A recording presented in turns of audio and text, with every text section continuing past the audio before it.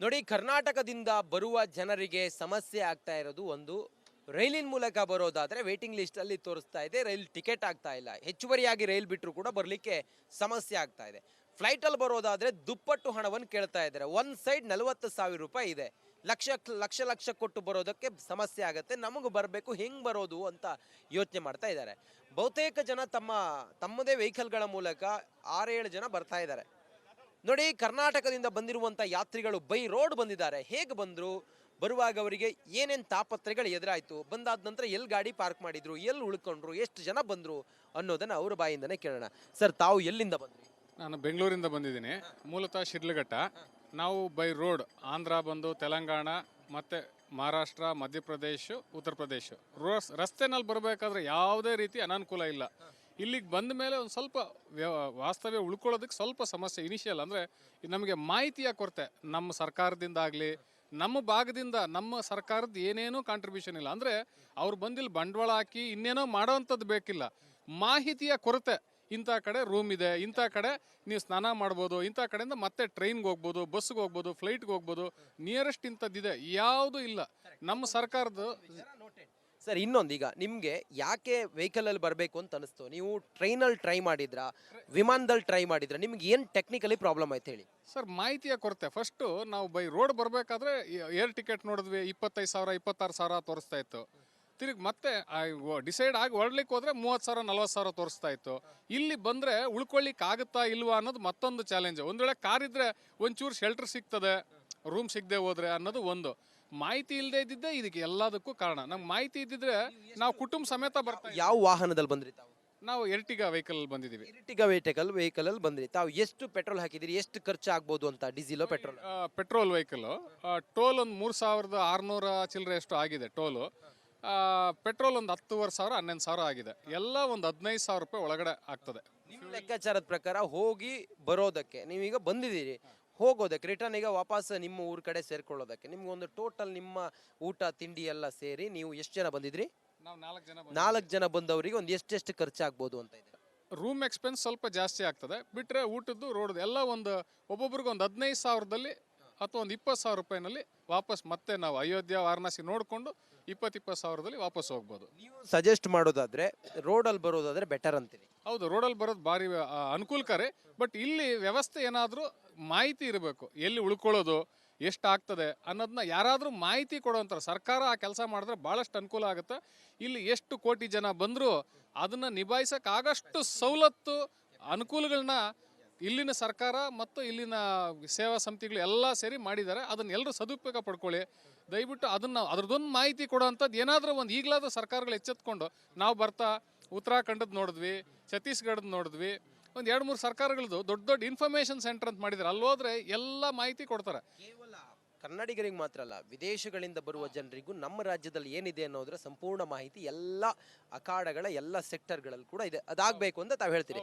Sir, ತಾವು ಎಷ್ಟು ಜನ ಡ್ರೈವ್ ಮಾಡಿದ್ರಿ ತಾವು ಇಲ್ಲಿಂದ ಬರೋವರೆಗೂ? ಸರ್, ಈಗ ಮೊದಲಿಗೆ ನಮ್ಮ ಇವರು ಭಾಸ್ಕರ್ ರೆಡ್ಡಿ ಸರ್ ಇದು ಬೆಂಗಳೂರಿಂದ ಅವರು ಇದಕ್ಕೆ ಅದು ಅಲಹಾಬಾದ್ ಅಲ್ಲಿವರೆಗೂ ರಾತ್ರಿ ಪ್ರಯಾಣ ಮಾಡಿದ್ವಿ. ಅಲ್ಲಿ ರೂಮ್ ತಗೊಂಡು ಆಲ್ಟ್ ಮಾಡಿದ್ವಿ. ಅಲ್ಲಿಂದ ಮಾರನೇ ಬೆಳಗ್ಗೆ ಎದ್ಬಿಟ್ಟು ಇವರೇ ಒಬ್ಬ ಅರ್ಧ ದಿನ ಡ್ರೈವ್ ಮಾಡಿದರು. ನಂತರ ನಮ್ಮ ಅಶೋಕ್ ಅವರು ಡ್ರೈವ್ ಮಾಡಿದರು. ನಾನು ಒಂದು 1 ಅವರ್ ಡ್ರೈವ್ ಮಾಡಿದೆ. ಒಟ್ಟಾರೆ 3 ಜನ ಸೇರಿಕೊಂಡು ಡ್ರೈವ್ ಮಾಡಿಕೊಂಡು ಶನಿವಾರ ಬೆಳಗ್ಗೆ 5 ಗಂಟೆಗೆ ಇಲ್ಲಿಗೆ ತಲುಪಿದ್ವಿ. ತಲುಪಿದ ತಕ್ಷಣ ನಮಗೆ ಅವಾಗೇನು ಟ್ರಾಫಿಕ್ ಏನು ಅನಿಸ್ಲಿಲ್ಲ. ನಾವು ಮುಂದೆ ನಮ್ಗೆ ಯಾವುದೋ ಒಂದು ಗೂಗಲಲ್ಲಿ ಹುಡುಕಿ ಸೆಕ್ಟರ್ 24 ಹತ್ರ ಹೋಗಿ ಅಲ್ಲಿ ಶೆಡ್ಡನ್ನು ತಗೊಂಡ್ವಿ. ಅಲ್ಲಿರೋ ಎಷ್ಟು ಅದಕ್ಕೆ ನೀವು ಉಳಿದಿರುವಂಥ ವಾಸ್ತವ್ಯದ ಟೆಂಟ್ಗೆ ಎಷ್ಟು ಹಣ ಕೊಟ್ರಿ? ಆ ಟೆಂಟಿಗೆ ನಾವು ಮೊದಲು ಫೋನ್ ಕಾಲ್ ಮಾಡಿ ಮಾತಾಡಿದಾಗ ಒಬ್ಬೊಬ್ರಿಗೆ ಒಂದು 1,000 ರೂಪಾಯಿ ಆಗುತ್ತೆ ಅಂತ ಹೇಳಿದರು.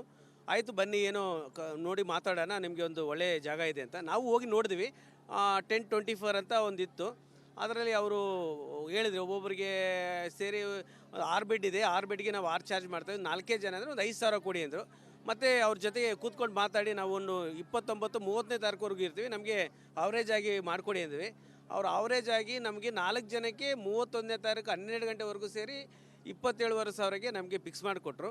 ಅಲ್ಲಿ ಊಟದ ವ್ಯವಸ್ಥೆ ಎಲ್ಲ ಇದೆ, ಅಲ್ಲೇ ಕ್ಯಾಂಟೀನ್ ಎಲ್ಲ ಇದೆ, ಅದೇನು ತೊಂದರೆ. ನೀರಿನ ವ್ಯವಸ್ಥೆ, ಟಾಯ್ಲೆಟ್ಸ್ ಎಲ್ಲ ತುಂಬ ಚೆನ್ನಾಗಿದೆ. ನದಿನೂ ಮುಂದ್ಗಡೆನೇ ಇದೆ, ನಮ್ಮ ನದಿನೂ. ತಮ್ಮದೆಲ್ಲ ಪುಣ್ಯ ಸ್ನಾನ ಆಯ್ತಾ? ತಮ್ಮದೆಲ್ಲ ಪುಣ್ಯಸ್ನಾನ ಆಯ್ತಾ? ಮತ್ತೆ ಈಗ ಕನ್ನಡದಿಂದ ಅಥವಾ ಕರ್ನಾಟಕದಿಂದ ಬರೋರಿಗೆ ತಾವೇನು ಹೇಳ್ತೀರಿ? ಸರ್ ಖಂಡಿತ ನಮ್ಮ ಕನ್ನಡಿಗರು ಬರಬೇಕು, ಇಂಥ ಒಂದು ಅವಕಾಶವನ್ನು ಉಪಯೋಗಿಸ್ಕೋಬೇಕು.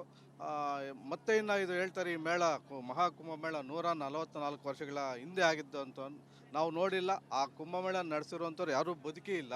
ಈಗ ಭಾಗವಹಿಸಿರೋರು ಇನ್ನು ನಾವು ಬದುಕಿರೋದಿಲ್ಲ. ಖಂಡಿತ ಇದನ್ನು ಈ ಒಂದು ಅವಕಾಶ ಎಲ್ಲರೂ ಬಳಸ್ಕೋಬೇಕು ಅಂತೇಳಿ ನಾನು ಮನವಿ ಮಾಡ್ತೀನಿ. ಈಗ ನಮ್ಮ ಸ್ನೇಹಿತರು ಹೇಳ್ದಂಗೆ ಸ್ವಲ್ಪ ಸರ್ಕಾರ ಈಗಲಾದರೂ ಏನಾದರೂ ಒಂದು ಎಚ್ಚೆತ್ಕೊಂಡು ಇಲ್ಲೊಂದು ಹೆಲ್ಪ್ ಲೈನ್ ಬರೋಂಥವ್ರಿಗೊಂದು ಸಹಾಯವಾಣಿ ಕೇಂದ್ರವನ್ನು ಪ್ರಾರಂಭ ಮಾಡಲಿ ಅಂತ ತಮ್ಮ ಮೂಲಕ ನಮ್ಮ ಸರ್ಕಾರನ ಒತ್ತಾಯ ಮಾಡ್ತೀನಿ ಸರ್. ನೋಡಿ, ಇಷ್ಟೆಲ್ಲ ಕೋಟಿ ಕೋಟಿ ಜನ ಇದ್ದಾರೆ, ತಾವು ಇದರ ಒಂದು ಭಾಗ ಆಗಿದ್ದೀರಿ, ತಮ್ಗೆ ಎಷ್ಟು ಖುಷಿ ಇದೆ? ಸರ್ ನಮಗೆ ಖುಷಿ ಅಂದರೆ ಇದಕ್ಕೆ ನಾವು ಫುಲ್ ಏನು ಇನ್ನು ನಮ್ಮ ಜೀವನದಲ್ಲಿ ಒಂಥರ ನಮಗೆ ಖುಷಿಯಾಗಿದೆ. ಏನು ನೋಡೋದು ಬೇಡಪ್ಪ, ಇದಕ್ಕಿಂತ ಜಾಸ್ತಿ ಬೇರೇನಿಲ್ಲ ಅಂತ. ಏನಿಲ್ಲ ಅಂತ ನಮಗೆ ಖುಷಿಯಾಗಿದೆ. ಸರ್, ಈಗ ಕರ್ನಾಟಕ ಸರ್ಕಾರ ನೀವು ಹೇಳ್ದಂಗೆ ಏನಾದರೂ ಒಂದು ಬರುವ ಕನ್ನಡಿಗರಿಗೆ ಬೇರೆ ಎಲ್ಲ ರಾಜ್ಯ ಸರ್ಕಾರಗಳು ಮಾಡ್ದಂಗೆ ಏನಾದರೂ ಒಂದು ವ್ಯವಸ್ಥೆ ಅಥವಾ ಹೆಲ್ಪ್ ಲೈನ್ ಮಾಡಿದರೆ ಅನುಕೂಲ ಆಗೋದಿತ್ತು. ಏನಿದು ಇರೆಸ್ಪೆಕ್ಟಿವ್ ಆಫ್ ಪೊಲಿಟಿಕ್ಸ್ ಅಥವಾ ಮತ್ತೊಂದು ಏನೇ ಆದರೂ ಕೂಡ ಇಂಥದ್ದೊಂದು ವಿಚಾರದಲ್ಲಿ ನಾವು ಜೊತೆಯಾಗಿರ್ಬೇಕಲ್ವ? ಇದು ದೇಶದ ಸಾರ್ವಭೌಮತೆಯ, ದೇಶದ ಒಂದು ವೈಭವ, ದೇಶದ ಒಂದು ಶ್ರೀಮಂತಿಕೆ, ನಮ್ಮ ಸನಾತನ ಧರ್ಮದ ಒಂದು ವಿಶ್ವಮಟ್ಟದಲ್ಲಿ ಒಂದು ಹೊಸ ಪರ್ವ ಅಲ್ವಾ ಇದು ಭಾರತದ್ದು? ಹೌದು, ಇತಿಹಾಸನ ಮತ್ತೆ ಬರೆಯುವಂಥ ಒಂದು ಅವಕಾಶ ಸಿಕ್ಕಿರೋದಕ್ಕೆ ಇದು ಎಲ್ಲರೂ ಪಾರ್ಟಿಸಿಪೇಟ್ ಮಾಡಬೇಕು. Irrespective of party, politics, irrespective of religion, ಎಲ್ಲ ಧರ್ಮದವರು ಹೊರದೇಶದವರು ಬಂದು ಎಷ್ಟು ಈ ಪಾವಿತ್ರ್ಯತೆನ ಮಾಡ್ತಾ ಇದ್ದಾರೆ. ಇಲ್ಲಿ ನಮ್ಮ ಧರ್ಮ ನಮಗಿಂತ ಹೆಚ್ಚು ಅಧ್ಯಯನ ಅವ್ರು ಮಾಡಿ ತಿಳ್ಕೊಂಡಿದ್ದಾರೆ. ಇದು ತಪ್ಪು, ಇದು ಸರಿ ಅಂತ ನಮ್ಮನ್ನು ಕರೆಕ್ಟ್ ಮಾಡೋ ಮಟ್ಟಕ್ಕೆ ಅವರು ಮಾಹಿತಿಯನ್ನು ಪಡ್ಕೊಂಡಿದ್ದಾರೆ. ಅದು ನಮ್ಮೆಲ್ರಿಗೂ ಒಂಥರ ಹೆಮ್ಮೆ. ನಮ್ಮ ಧರ್ಮದ ಬಗ್ಗೆ, ನಮ್ಮ ಸನಾತನ ಧರ್ಮದ ಬಗ್ಗೆ ಅದೊಂದು ಹೆಮ್ಮೆಯ ವಿಚಾರ. ಇಲ್ಲಿ ಬಂದು ಅದನ್ನು ದಯವಿಟ್ಟು ಎಲ್ಲರೂ ಉಪಯೋಗಿಸ್ಕೊಳ್ಳಿ. ಎಷ್ಟು ಕೋಟಿ ಜನ ಬಂದರೂ ಅದರ ಲೋಡ್ನ ತಗೊಳಕ್ಕಾಗಷ್ಟು ವ್ಯವಸ್ಥೆ ಮಾಡಿದ್ದಾರೆ.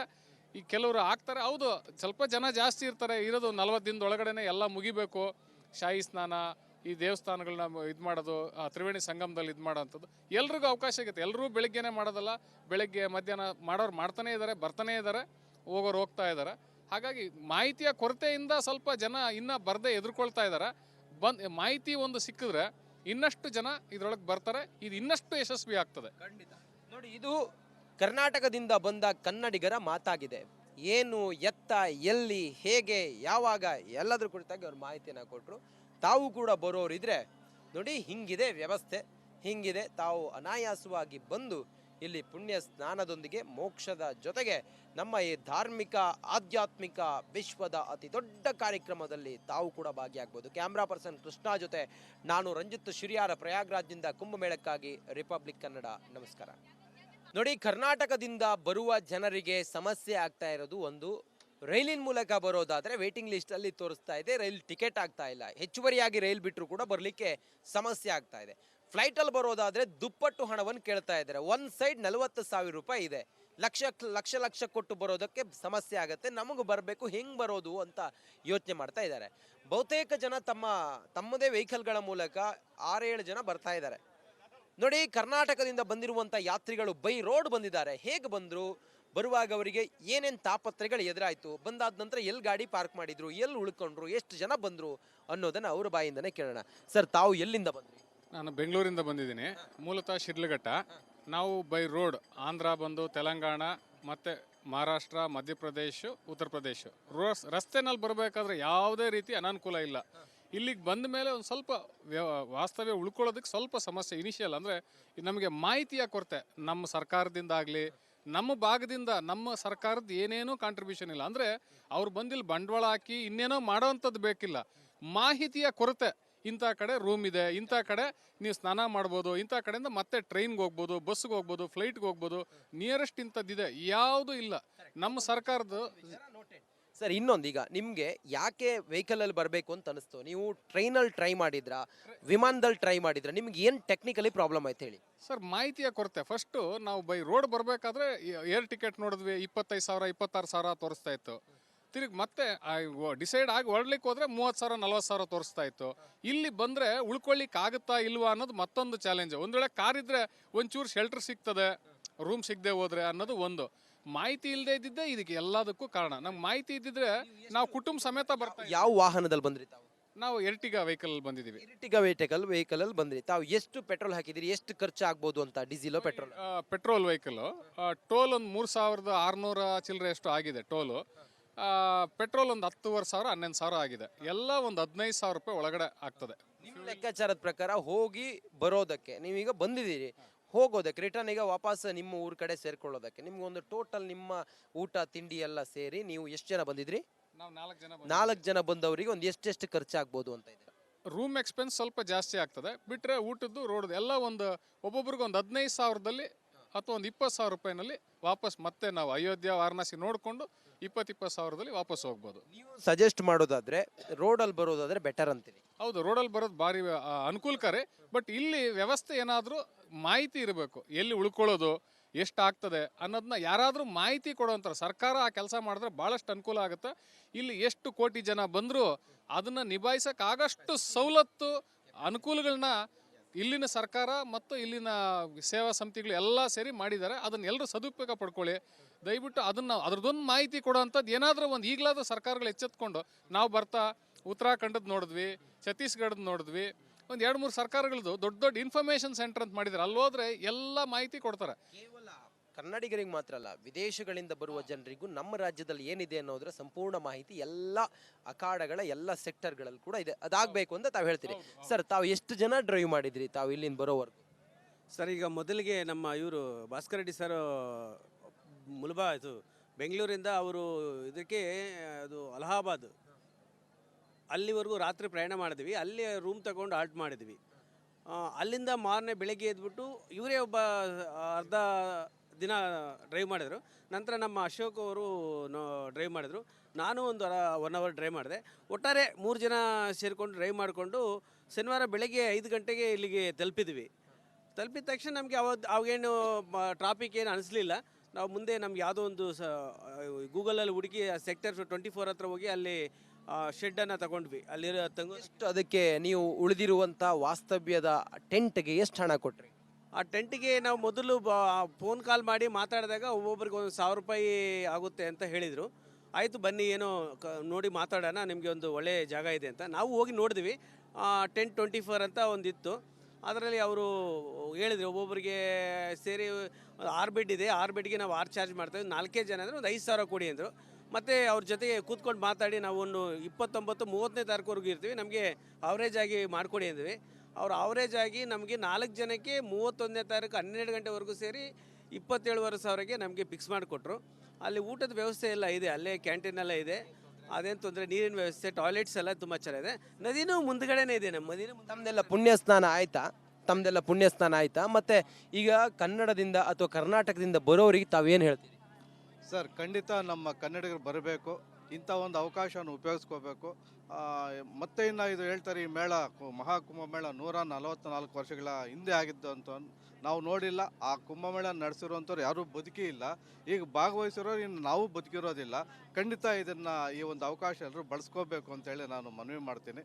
ಈಗ ನಮ್ಮ ಸ್ನೇಹಿತರು ಹೇಳ್ದಂಗೆ ಸ್ವಲ್ಪ ಸರ್ಕಾರ ಈಗಲಾದರೂ ಏನಾದರೂ ಒಂದು ಎಚ್ಚೆತ್ಕೊಂಡು ಇಲ್ಲೊಂದು ಹೆಲ್ಪ್ಲೈನ್ ಬರೋಂಥವ್ರಿಗೊಂದು ಸಹಾಯವಾಣಿ ಕೇಂದ್ರವನ್ನು ಪ್ರಾರಂಭ ಮಾಡಲಿ ಅಂತ ತಮ್ಮ ಮೂಲಕ ನಮ್ಮ ಸರ್ಕಾರನ ಒತ್ತಾಯ ಮಾಡ್ತೀನಿ ಸರ್. ನೋಡಿ, ಇಷ್ಟೆಲ್ಲ ಕೋಟಿ ಜನ ಇದ್ದಾರೆ, ತಾವು ಇದರ ಒಂದು ಭಾಗ ಆಗಿದ್ದೀರಿ, ತಮಗೆ ಎಷ್ಟು ಖುಷಿ ಇದೆ?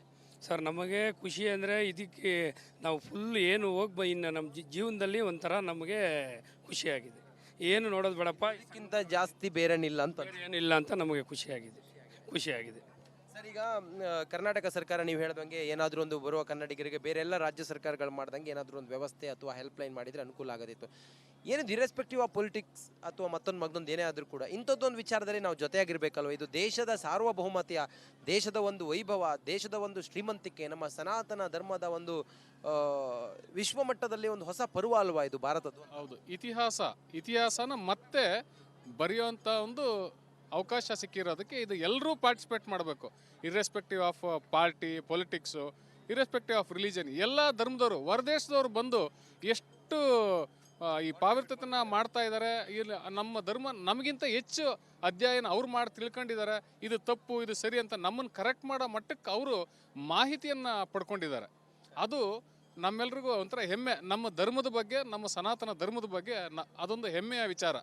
ಇಲ್ಲಿ ಬಂದು ಅದನ್ನು ದಯವಿಟ್ಟು ಎಲ್ಲರೂ ಉಪಯೋಗಿಸ್ಕೊಳ್ಳಿ. ಎಷ್ಟು ಕೋಟಿ ಜನ ಬಂದರೂ ಅದರ ಲೋಡ್ನ ತಗೊಳಕ್ಕಾಗಷ್ಟು ವ್ಯವಸ್ಥೆ ಮಾಡಿದ್ದಾರೆ. ಈ ಕೆಲವರು ಆಗ್ತಾರೆ, ಹೌದು ಸ್ವಲ್ಪ ಜನ ಜಾಸ್ತಿ ಇರ್ತಾರೆ, ಇರೋದು 40 ದಿನದ ಒಳಗಡೆ ಎಲ್ಲ ಮುಗಿಬೇಕು.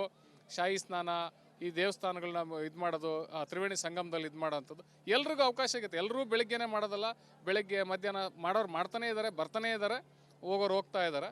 ಹಾಗಾಗಿ ಮಾಹಿತಿಯ ಕೊರತೆಯಿಂದ ಸ್ವಲ್ಪ ಜನ ಇನ್ನೂ ಬರದೇ ಎದುರ್ಕೊಳ್ತಾ ಇದ್ದಾರೆ. ಮಾಹಿತಿ ಒಂದು ಸಿಕ್ಕಿದ್ರೆ ಇನ್ನಷ್ಟು ಜನ ಇದರೊಳಗೆ ಬರ್ತಾರೆ, ಇದು ಇನ್ನಷ್ಟು ಯಶಸ್ವಿ ಆಗ್ತದೆ. ಖಂಡಿತ. ನೋಡಿ, ಇದು ಕರ್ನಾಟಕದಿಂದ ಬಂದ ಕನ್ನಡಿಗರ ಮಾತಾಗಿದೆ. ಏನು, ಎತ್ತ, ಎಲ್ಲಿ, ಹೇಗೆ, ಯಾವಾಗ ಎಲ್ಲದ್ರ ಕುರಿತಾಗಿ ಅವ್ರು ಮಾಹಿತಿಯನ್ನು ಕೊಟ್ಟರು.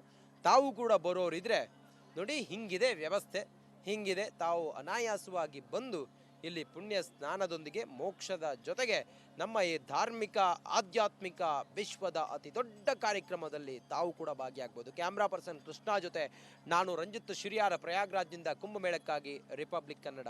ನಮಸ್ಕಾರ.